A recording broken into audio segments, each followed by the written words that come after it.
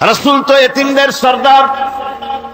পৃথিবীর কোন এতিম যেন বলতে না পারে নবীজি আমার ব্যাপারে কি বলবেন, আমি তো এতিম মানুষ, আর তিনি আমার ব্যাপারে কিভাবে আমার দরদ বুঝবেন।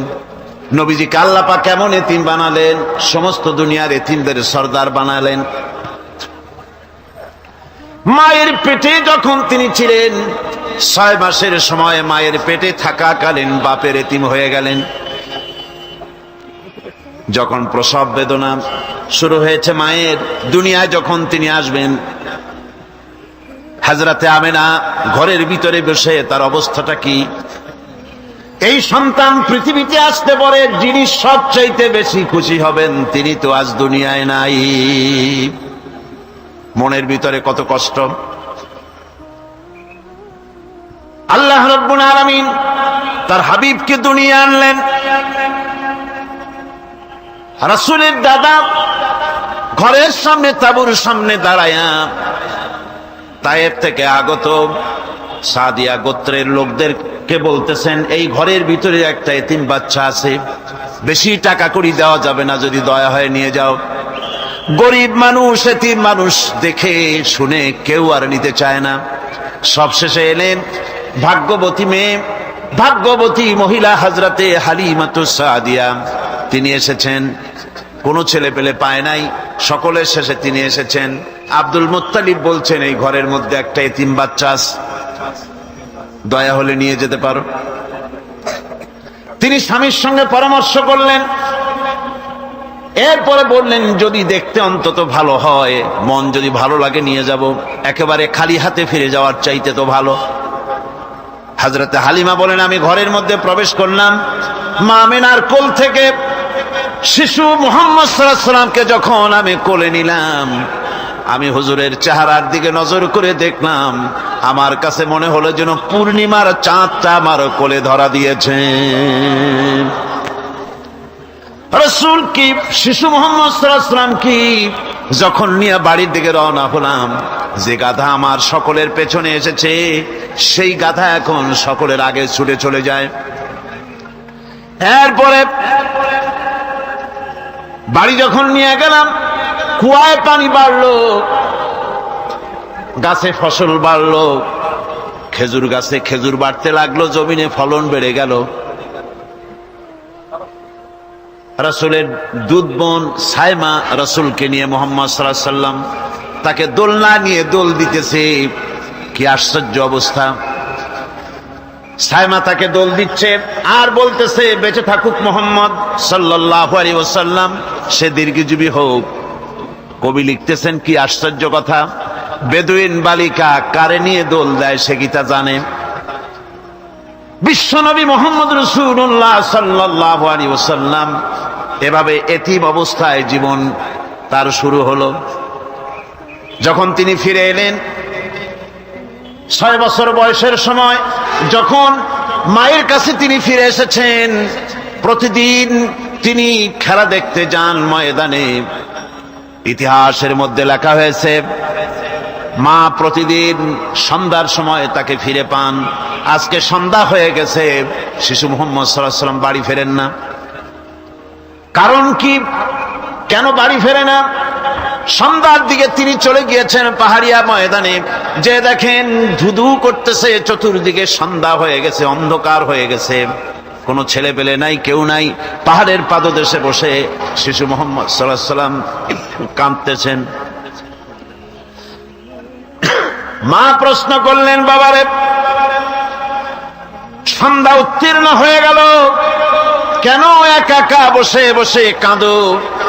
তিনি বলছেন, মাজি আজ কদিন খেলা দেখতে আসলাম ময়দানে, প্রতিদিন দেখি যখন সন্ধ্যা হয়ে যায় মুরব্বী শ্রেণীর কিছু লোক আসে, ছেলেকে নাম ধরে ডাক দেয়, ছেলেরা দৌড়ে তার বাবার কাছে চলে যায়, আর বাবা ছেলেকে কোলে নিয়ে মুখে চুমা দিয়ে বাড়ির দিকে নিয়ে যায়।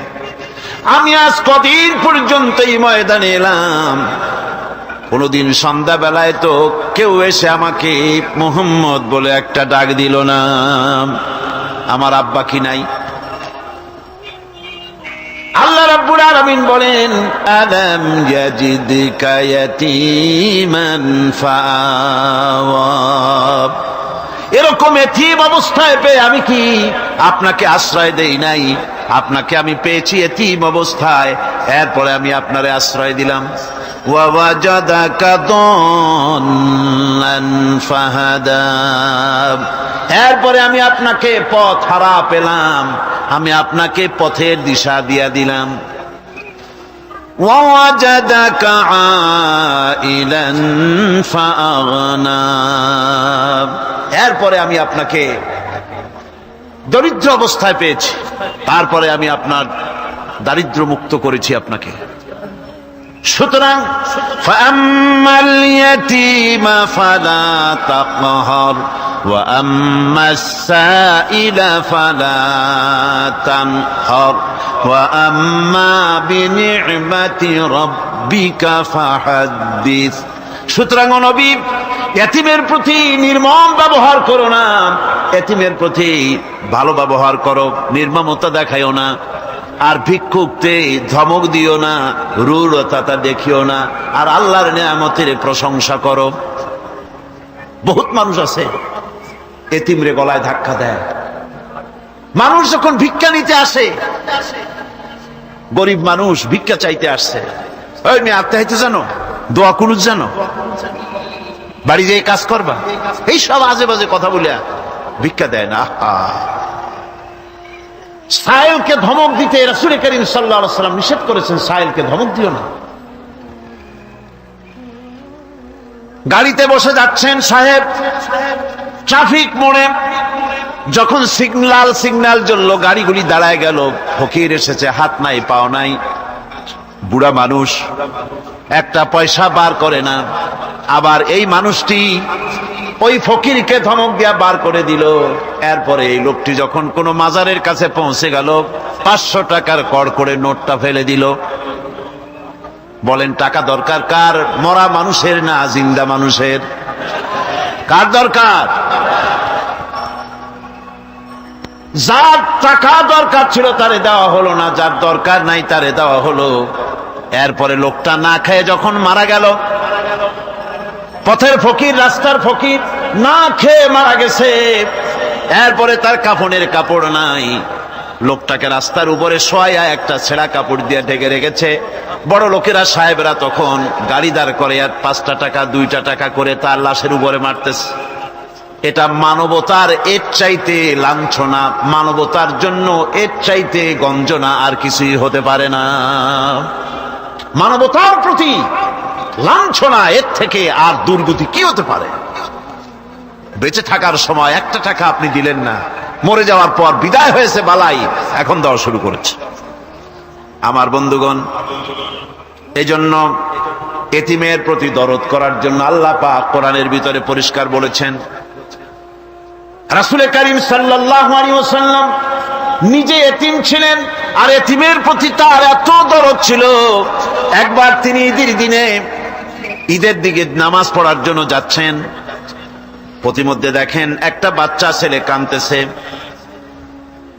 এই রাস্তায় কত মানুষ গেল, কেউ দাঁড়ালো না থমকে, বাচ্চার ক্রন্দন কাউকে থামাইতে পারলো না। কিন্তু বিশ্ব নবী, দয়ার নবী রাহমাতুল লিল আলামিন বাচ্চার কান্না দেখে পাও বাড়াতে পারলেন না। নবীজি দাঁড়ায় গেলেন, জিজ্ঞেস করেন, ও বাচ্চা, ঈদের দিনে কাঁদো কেন? ঈদের দিনে তো কাঁদতে নাই। বাচ্চা বলে, তোমার কাছে বলবো না, আমি সেই সকালবেলা থেকে বসে আছি, আমি যদি মক্কার আব্দুল্লাহর পুত্র মুহাম্মদ রাসূলুল্লাহ সাল্লাল্লাহু আলাইহি সাল্লামকে পাই, মনের দুঃখ তার কাছে বলবো। বিশ্ব নবী জমিনের উপরে বসে পড়লেন, বাচ্চারে কোলের উপরে উঠায় বলেন, বাচ্চা বলো কি তোমার দুঃখ? তুমি যার জন্য বসেছো আমি তো সেই এতিম নবী, কি বলতে চাও? বাচ্চা বলতেছেন, ইয়া রাসূলুল্লাহ, আমার বাবা মারা গেছে। সেই ছোট্টবেলায় একেবারেই তখন মায়ের পেট থেকে আমি আসার পর বাপ মরে গেল, আমার মা আর একজনের সঙ্গে বিয়ে বসেছে।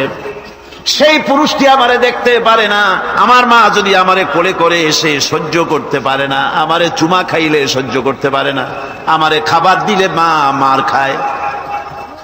আজ ঈদের দিনে রাতে আমার মা আমাকে বলল, বাবারে তোমার কপাল খারাপ, তোমার বাবা মারা গেছে, তোমাকে সাহায্য করার কেউ নাই, আমি তোমার যত্ন করতে পারলাম না, কোলে নিয়ে সুমাও দিতে পারি না, আমার এমনই কপাল খারাপ। সুতরাং এতিমের দরদ এতিম ছাড়া আর কেউ বুঝবে না। তুমি আজ চলে যাও, ওই রাস্তায়, ঈদের রাস্তায় দাঁড়ায় থাকো, মাঠের রাস্তার পাশে, বিশ্ব নবীর কাছে তোমার দুঃখ বলো, এতিমের দুঃখ তিনি বুঝবেন। আমি মায়ের কথা মতো এই জায়গায় এতক্ষণ বসে আছি, হুজুর আপনি দয়া করে, আমার কথা তো আপনার কাছে বললাম, আমার মনের এই দুঃখ। নবীজি বাচ্চার কথা শুনতেছিলেন, চোখ দিয়া পানি পড়তেছিল, বাচ্চাকে বুকের সঙ্গে জড়িয়ে ধরে নবীজি বলেন, ও এতিম, মুহাম্মদ সাল্লাল্লাহু আলাইহি ওয়াসাল্লাম যদি তোমার পিতা হন আর হযরতে আয়েশা যদি তোমার মা হয়ে যায়, বলো তোমার মনের দুঃখ মেটে নাকি? ছেলে ডুকরে কেঁদে উঠলো আর বলল, ইয়া রাসূলুল্লাহ, আপনি যদি আমার পিতা হন আর আয়েশা যদি আমার মা হয়ে যায়, এর থেকে বড় সৌভাগ্যের আমার তো আর কিছুই নাই।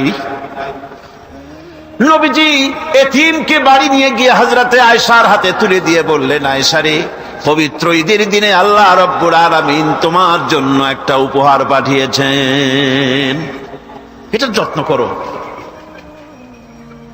এতিমের প্রতি দরদ রাখার জন্য আল্লাহ রাব্বুল আলামিন বলেছেন, এতিম, মিসকিন, বিধবা, অসহায় লোক, তাদের প্রতি যাতে করে মুসলিম সমাজ লক্ষ্য রাখে, সেজন্য আল্লাহ পাক নির্দেশ করেছেন। বুখারী এবং মুসলিম শরীফের হাদিসে এসেছে, আস-সাই আলাল আরমালাত ওয়াল মিসকিন কাস-সাই ফি সাবিলিল্লাহ। বিধবাদের জন্য, মিসকিনের জন্য কেউ যদি কোনো উদ্যোগ গ্রহণ করে, কেউ কোনো সাহায্য দেয়, জিহাদের ময়দানে জিহাদ করে আল্লাহর রাস্তায় যে সওয়াব পাওয়া যায়, যে মর্যাদা পাওয়া যায় আল্লাহর কাছে, এতিম, মিসকিন, বিধবাকে সাহায্য করলে সেই সওয়াব আল্লাহ রাব্বুল আলামিন আমলনামায় দিয়ে দেন। নবীদেরকে বাইয়ানাত দেওয়া হয়েছে, এমন চরিত্র আচার আচরণ দেওয়া হয়েছে যাতে করে লোকেরা অভিভূত হয়ে যায়, আকৃষ্ট হয়ে যায়। হযরতে যায়েদ, তিনি তো কৃতদাস ছিলেন, হারায় গেলেন বাপ মা থেকে, আর এরপরে কুদরতকারে মুহাম্মদ সাল্লাল্লাহু আলাইহি ওয়াসাল্লামের ঘরে উঠায় দিল। তিনি তখন আল্লাহর নবী, তখন নবুয়তের দায়িত্ব পান নাই। যায়েদের পিতার কাছে খবর হয়ে গেল, যায়েদ আছে রাসূলের বাড়িতে, মুহাম্মদ সাল্লাল্লাহু আলাইহি ওয়াসাল্লামের বাড়ি মক্কায়। তারা এসে হুজুরের সঙ্গে দেখা করে বললেন, মুহাম্মদ সাল্লাল্লাহু আলাইহি ওয়াসাল্লাম, জানতে পেরেছি আপনার কাছেই আমাদের ছেলে যায়েদ আছে, মেহেরবানি করে তাকে আমাদেরকে ফিরায় দেন। হুজুর বলেন, যায়েদ যদি তোমাদেরকে চিনতে পারে আর যদি যেতে চায়, আমার পক্ষ থেকে কোনো আপত্তি নাই, অবশ্যই যাবে। তবে যায়েদ যদি যেতে না চায়, আমি এমন লোক নই যে কেউ আমার কাছে থাকতে চাইলে আমি জোর করে তাকে ঠেলেও দিতে পারি না, আমি তেমন লোক নই। পিতা বললেন, আপনি অবশ্যই যুক্তিপূর্ণ কথা বলেছেন। হযরতে যায়েদ কানা হলো।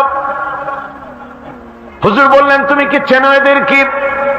যায়েদ বললেন, চিনি, ইনি আমার বাবা, উনি আমার চাচা। যায়েদের পিতা বলেন, বাবারে বাড়ি চলো, তোমার মা কেঁদে কেঁদে হয়রান, চলো বাড়ি যাই, বাড়ির যা কিছু আছে সব তোমাকে ফিরিয়ে দেওয়া হবে। হযরতে যায়েদ বলতেছেন, পিতা, বাড়িতে যা আছে তাই শুদ্ধ, তামাম দুনিয়াটা যদি আমারে দেওয়া হয়, এই লোকটির কাছে থেকে যে ব্যবহার পেয়েছি, আমি এই লোকের কদম ছেড়ে যেতে পারি না। তার চরিত্রই প্রমাণ করে তিনি নবী, কি ব্যবহারটা পেয়েছেন। হযরত আনাস রাদিয়াল্লাহু তাআলা আনহু ছোট মানুষ, 8 বছর বয়সের সময় হুজুরের খাদেম হয়ে হুজুরের বাড়িতে আসছেন। আচ্ছা, 8 বছর বয়সের কিশোর ভুল তো করতেই পারে, গরম পানি চাইলে ঠান্ডা পানি এনে দেবে, স্যান্ডেল চাইলে জুতো আনবে, বিছানা বিছাইতে বললে উঠাই দেবে, এটা স্বাভাবিক। কিশোর মানুষ, ছোট মানুষ। এবার শুনুন, বাইয়ানাত কারে বলেন? নবীদের বাইয়ানাত আল্লাহ যে দিয়েছেন সেটা কি জিনিস? সেটা হলো উন্নত মানের চরিত্র, তার ব্যবহার, ওঠা বসা, যা দেখলে মানুষ বুঝতে পারে তিনি আল্লাহর নবী। হযরতে আনাসের মুখে শুনুন, হযরত আনাস রাদিয়াল্লাহু তাআলা আনহু বলেন, একাধিক ক্রমে টানা 10টি বছর রাসূলের খেদমতের ভিতরে নিয়োজিত ছিলাম। 10টি বছরের ভিতরে একটা দিনের জন্য নবীজি আমাকে ধমক দিয়ে কথা বলেন নাই। এটা ধমক দিলেন না আমারে, এটা করছো কেন, এটা করো নাই কেন? সুবহানাল্লাহ বিহামদিহি। গোটা পৃথিবীর সমস্ত মুমিন মুসলমানদের, পুরুষ আর নারীদের জীবন, কলিজা, রক্ত রাসূলের কদম মুবারক উৎসর্গ হয়ে যায়। রাসূল পাক সাল্লাল্লাহু আলাইহি ওয়াসাল্লাম আল্লাহর নবী এমন এক মহান সত্তা ছিলেন যে তিনি দোয়া আল্লাহর দরবারে হাত উঁচু করতে দেরি আছে, কিন্তু দোয়া কবুল হতে দেরি নাই। হিজরত করে মদিনায় এসেছেন, নামাজ পড়তে দিল চায়, কাবা শরীফের দিকে ফিরে যদি নামাজ পড়তে পারতাম দিলটা বড় ভালো লাগতো, কিন্তু হাত উঁচু করে মোনাজাত করতেছেন না, আল্লাহর কাছে বলতেওছেন না যে আল্লাহ তুমি আমার কিবলাটা বাইতুল মুকাদ্দাস থেকে ফিরাইয়া মক্কা শরীফে বাইতুল্লাহর দিকে ফিরাইয়া দাও, মুখেও বলতেছেন না, মনেও না, শুধু আকাশের দিকে বারবার তাকাচ্ছেন, মোনাজাত করেন নাই। মনে মনে আশা পোষণ করতেছেন যদি এমন একটা ওহী নাজিল হয়ে যেত। আল্লাহ রাব্বুল আলামিন সঙ্গে সঙ্গে রাসূল জোহরের নামাজ পড়তেছিলেন, 2 রাকাত পড়া হয়ে গেছে, এমন সময় ওহী নাজিল হয়ে গেল, ক্বাদ নারা তাকাল্লুবা ওয়াজহিকা ফিস সামা। ও নবী, আমি দেখতে পেয়েছি বারবার আপনি আকাশের দিকে তাকাচ্ছেন। সুবহানাল্লাহ, আমি দেখতে পেয়েছি। ফালানুওয়াল্লিয়ান্নাকা কিবলাতান তারদাহা ফাওয়াল্লি ওয়াজহাকা শাতরাল মাসজিদিল হারাম। আর দেরি নাই, আপনার মনের আশা পুরা হয়ে গেছে, এক্ষুনি আপনার কিবলা পরিবর্তন করুন। হুজুর 2 রাকাত পড়েছিলেন বাইতুল মাকদাসের দিকে ফিরে, বাকি 2 রাকাত তিনি মক্কা শরীফের কাবা শরীফের দিকে ফিরলেন। আজও পর্যন্ত সেই মসজিদ আছে, সাক্ষ্য দিচ্ছে নবীর কথা কিভাবে মঞ্জুর হয়। মসজিদে কিবলাতাইন মদিনা মুনাওয়ারায় সে মসজিদ আজও আছে। ভাইরা আমার, রাসূল পাক সাল্লাল্লাহু আলাইহি ওয়াসাল্লাম এত বড় মর্যাদা সম্পন্ন ব্যক্তিত্ব, মহান ব্যক্তিত্বের উম্মতের মধ্যে আল্লাহ আমাদের শামিল করেছেন। শুকরিয়া স্বরূপ আমরা পড়ি আলহামদুলিল্লাহ। জোরে সরে পড়েন আলহামদুলিল্লাহ। আমার ভাইরা, মর্যাদা এত বেশি আল্লাহ রাসূলকে আল্লাহ রাব্বুল আলামিন দান করেছেন। এই পৃথিবীতে কোন মানুষের সঙ্গে যদি আপনি বেয়াদবি করেন, তিনি আপনার বাপ হোক, তিনি আপনার মা হন, অথবা আপনার উস্তাদ হন, অথবা আপনার পীর হন, যে কেউ হোক না কেন, কারো সঙ্গে যদি কোনো বেয়াদবি হয়ে যায় তো শুধু একটা বেয়াদবি ছাড়া আর কিছুই না। কিন্তু নবীজির সঙ্গে যদি কেউ বেয়াদবি করে, সেটা শুধু বেয়াদবি থাকে না, কুফরি হয়ে যায়। কি হয়ে যায়? কুফরি হয়ে যায়। রাসূলুল্লাহকে কেউ তাওহীন করলে, অসম্মান করলে, সমালোচনা করলে কাফের হয়ে যায়। যারা বলেন কি হয়ে যায়? কত বড় মর্যাদা! রাসূল পাক সাল্লাল্লাহু আলাইহি ওয়াসাল্লাম, তার সামনে সাহাবায়ে কেরাম বসা, হুজুর কথা বলছেন, সাহাবায়ে কেরাম তারাও কথা বলছেন। কথা বলতে বলতে এক পর্যায়ে সাহাবীদের গলার আওয়াজ বড় হয়ে গেছে, হুজুরের গলার আওয়াজ শোনা যায় না, সাহাবীদের গলার আওয়াজটা বড় হয়ে গেল। আল্লাহ রাব্বুল আলামিন এতটুকু বরদাস্ত করলেন, আমার নবীর গলার আওয়াজের চাইতে তোমাদের আওয়াজ বড় হলো কেন? সঙ্গে সঙ্গে ওহী নাজিল হয়ে গেল। আল্লাহ রাব্বুল আলামিন বলেন, ইয়া আইয়ুহাল্লাযীনা আমানু লা তারফাউ আসওয়াতাকুম ফাওকা সাওতিন নবী। ও বিশ্বাসীরা, খবরদার, তোমরা যারা ঈমান এনেছো শোনো, তোমাদের গলার আওয়াজ যেন আমার নবীর গলার আওয়াজের চাইতে বড় না হয়ে যায়। যদি তা হয়, আনতাহবাতা আমালুকুম, জীবনের সমস্ত ভালো কাজগুলি আমি আল্লাহ বরবাদ করে দেব। আজ পর্যন্ত এই আয়াতে কারিমা রাসূল পাক সাল্লাল্লাহু আলাইহি ওয়াসাল্লামের রওজায়ে আতহারের সামনে সবুজ সাইনবোর্ডের উপরে সোনার অক্ষর দিয়ে এই আয়াতে কারিমা লেখা রয়েছে। সুবহানাল্লাহ। সর্বকালের, সর্বযুগের সর্বশ্রেষ্ঠ মহামানব, সর্বশ্রেষ্ঠ বিশ্বনবী, আল্লাহর পরে যার মর্যাদা, তিনি হচ্ছেন মুহাম্মদ রাসূলুল্লাহ সাল্লাল্লাহু আলাইহি ওয়াসাল্লাম। ধরা থেকে রাসূলকে আরশে আজিমে নিয়ে যাওয়া হবে। বোরাক এলো। বোরাক হচ্ছে বারকুন থেকে উৎপত্তি। এর অর্থ হচ্ছে বিজলি, বৈদ্যুতিক গতি সম্পন্ন, ঘোড়ার চাইতে ছোট, খচ্চরের চাইতে বড়, এই জাতীয় একটা প্রাণীর মতো হযরত জিবরাইল নিয়ে আসতেন। আমাদের দেশে কারো কারো বাড়িতে আয়নায় বান্ধানো থাকে এই ছবিটা। ঘোড়া আছে, দুইটা ডানা আছে, মাথাটা মেয়ে লোকের মতো, চুলগুলো ঝুলে পড়ছে, নিচে লেখা আছে হাজা বোরাকুন নবী সাল্লাল্লাহু আলাইহি ওয়াসাল্লাম। আন্দাজে কোথায় পাইছে আল্লাহ জানে, মিথ্যে কথা, বাজে কথা। আল্লাহ এরকম একটা মেয়ে লোক মার্কা ঘোড়া পাঠাইছিল হুজুরকে নেওয়ার জন্য, এটা কথা হইল? রাসূলকে মক্কা থেকে, উম্মে বাবে উম্মে হানি থেকে হুজুরকে বের করে নিয়ে যাওয়া হলো বাইতুল মাকদাসে। সমস্ত পয়গম্বর, দুনিয়া আল্লাহ যাদের পাঠিয়েছিলেন, সমস্ত রূহ উপস্থিত ছিল সেখানে। রাসূল করিম সাল্লাল্লাহু আলাইহি ওয়াসাল্লাম এখান থেকে মেরাজ করলেন। এতটুকু ছিল ইসরা। কোরআনে কারীম বলছে, আজকের কারি সাহেব যেখান থেকে তেলাওয়াত করেছিলেন, সুবহানাল্লাযী আসরা বিআবদিহি লাইলাম মিনাল মাসজিদিল হারামি ইলাল মাসজিদিল আকসা। সুবহানাল্লাযী, সমস্ত দুর্বলতা, অক্ষমতা থেকে মুক্ত সেই সত্তা যিনি তার বান্দাকে ইসরা করিয়েছেন, মেরাজ করিয়েছেন। সুবহানাল্লাহ। সমস্ত দুর্বলতা, অক্ষমতা থেকে মুক্ত তিনি পার করে নিয়ে গিয়েছেন। তারপরে মুহূর্তের ভিতরে মহাশূন্য পাড়ি দিয়ে, সেই মহাশূন্য মানে কি? এইখান থেকে সূর্য কত দূরে জানেন না? 9,30,00,000 মাইল দূরে এখান থেকে সূর্য। সেই সূর্য, তারপরে রয়েছে গ্যালাক্সি, মিল্কি ওয়ে, গ্রহ নক্ষত্র, সে যে কত দূরে, যে সমস্ত তারকা, এমন বহুত তারকা আছে যে তারকা সৃষ্টির পর তার আলো পৃথিবীর মাটি আজ পর্যন্ত স্পর্শ করে নাই, অথচ আলোর গতি প্রতি সেকেন্ডে কত মাইল? 1,86,000 মাইল। এই 1,86,000 মাইলের সেকেন্ড, এর মিনিট, এর ঘন্টা, এর দিন, এর সপ্তাহ, এর মাস, এর বছর, এটাকে বলা হয় লাইট ইয়ার, আলোকবর্ষ। সেই তারকা তৈরি হওয়ার পর কত সহস্র সহস্র লাইট ইয়ার চলে গেল, আজও পর্যন্ত সেই তারকার আলো পৃথিবীর মাটি স্পর্শ করতে পারে নাই। তাহলে সেই তারা কোথায়? আল্লাহ রাব্বুল আলামিন তার হাবিবকে চাঁদ, সূর্য, গ্রহ, নক্ষত্র, মহাশূন্য পাড়ি দিয়ে, তারপরে 7 আকাশ পাড়ি দিয়ে সিদরাতুল মুনতাহা পর্যন্ত নিয়ে গেলেন। জোরে কোন সুবহানাল্লাহ।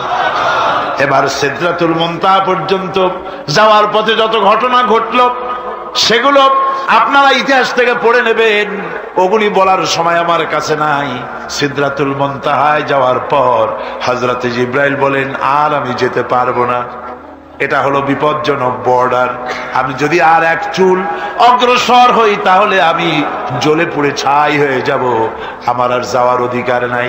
হুজুর সেখানে বসে থাকলেন। জিবরাইল বলে গেলেন, এখান থেকে আপনাকে নেওয়ার কুদরতি ব্যবস্থা হয়ে যাবে। রাসূল দুনিয়ায় ফিরে এসে হযরত বেলালকে ডেকে বলেছিলেন, বেলাল গো, এমন কি আমল তুমি করো, আমারে শোনাও। হযরত বেলাল বলেন, হুজুর আমার আমল তো সব আপনি জানেন। কয় না, কি করো শোনাও। বেলাল বলেন, হুজুর খাস আমলের মধ্যে এতটুকু আছে যে আমি কখনো বিনা উজুতে থাকি না, যখন উজু চলে যায় উজু করি, আর উজুর ইহতিমামের জন্য 2 রাকাত নফল নামাজ পড়ি। হুজুর বলেন, বেলাল তুমি এই আমল ছাড়বা না, কারণ সিদরাতুল মুনতাহায় হযরত জিবরাইল আমারে যখন ছেড়ে চলে গেলেন, আমার একা একা বড় ভয় লাগতে লাগলো। তখন আমার মনে হচ্ছিল তুমি যেন আমার চতুর্দিকে হাঁটতেছো। আমার ভাইরা, রফরফ নামক বিছানা চলে এলো। কুদরতি এই বিছানায় চড়ে নবীজি আল্লাহ রাব্বুল আলামিনের দরবারে আরশে আজিমে পৌঁছে গেলেন। জোরে বলেন সুবহানাল্লাহ, জোরে বলেন সুবহানাল্লাহ। যেখানে পৃথিবীর কোন মানুষের যাওয়া সম্ভব নয়, গোটা পৃথিবীর মানুষের মর্যাদা আল্লাহ পাক বাড়ায় দিলেন, আরশে আজিমে হুজুরকে নিয়ে গেলেন। তারপরে তিনি কথাবার্তা হুজুরের সাথে কি বললেন, সেই কথাগুলি নিয়ে আমাদের দেশে কথা হলো এই যে হুজুরকে নিয়ে আল্লাহ 5 ওয়াক্ত নামাজ দিছিলেন তো 50 ওয়াক্ত। মুসা আলাইহিস সালামের সাথে দেখা না হইলে তো কাম সারছিল, আমাদের আর উপায় ছিল না। আরে ভাই, শুধু নামাজ দেওয়াই যদি উদ্দেশ্য হবে, তাহলে রোজার মতো তো আল্লাহ দুনিয়ায় বসে দিতে পারতেন কিনা? হজের মতো, জাকাতের মতো পারতেন কিনা? শুধু নামাজের জন্য নয়, আল্লাহ পাকের কায়নাত দেখাবার জন্য আল্লাহ পাক তাকে নিয়েছিলেন। বেহেশত দেখাইছেন, দোজখ দেখাইছেন, ভালো কাজ করলে কিরকম শান্তি হবে, খারাপ কাজ করলে কিরকম শাস্তি হবে, চোখে দেখাই দিয়েছেন মুহাম্মদ রাসূলুল্লাহ সাল্লাল্লাহু আলাইহি ওয়াসাল্লামকে। মেরাজ থেকে ফিরে এলেন, ঘরে এসে দেখেন উজুর পানি, উজু করে যে গেছিলেন উজুর পানি তখনও গড়াচ্ছে। যে দরজা দিয়ে বেরিয়েছিলেন দরজাটা ধাক্কায় তখনও কাঁপতেছে। যে বিছানায় শোয়া ছিলেন সে বিছানায় মানুষ শুয়ে থাকলে যেমন উষ্ণ থাকে, সেরকমের উষ্ণ ভাব তখনও আছে। কেমনে হলো? কেমনে হলো? মাথায় ঢুকবে না। সুবহানাল্লাহ কোন ঢুকবে? জোরে কোন সুবহানাল্লাহ। এটার ব্যাপারে কোন বিজ্ঞান, দর্শন, যুক্তির প্রয়োজন নাই। প্রয়োজন শুধু এতটুকু, আল্লাহ তার হাবিবরে নেবেন, কত দ্রুত নিবেন, কত দ্রুত পাঠাবেন, এটা তিনিই ভালো জানেন, আমাদের কোনো জানার কথা না। ঠিক কিনা কর? তবে দৃষ্টান্ত যদি চান তাহলে আমি দৃষ্টান্তটা এভাবে দিতে পারি, বুঝাবার জন্য একটা দৃষ্টান্ত দিতে পারি। সেটা হলো এই, ধরেন বাংলাদেশে কোন প্রেসিডেন্ট আসবে, পৃথিবীর যে কোনো দেশের এক প্রেসিডেন্ট আসবে।